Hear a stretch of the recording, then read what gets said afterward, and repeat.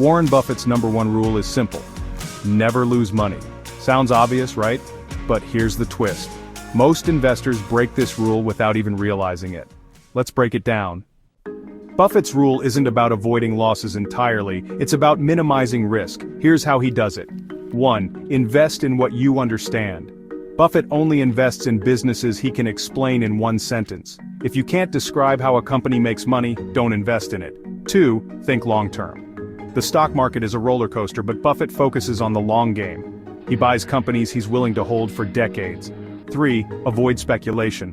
Buffett stays away from trends like crypto or meme stocks. Why? Because speculation is gambling, not investing.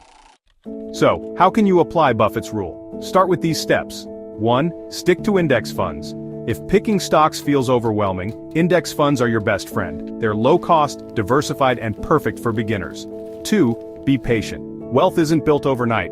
Focus on steady growth, not quick wins. 3. Educate yourself. Read books like The Intelligent Investor or A Random Walk Down Wall Street to build your knowledge. That's it for today's video. If you found this helpful, hit that like button, subscribe to Road to Riches, and let me know in the comments.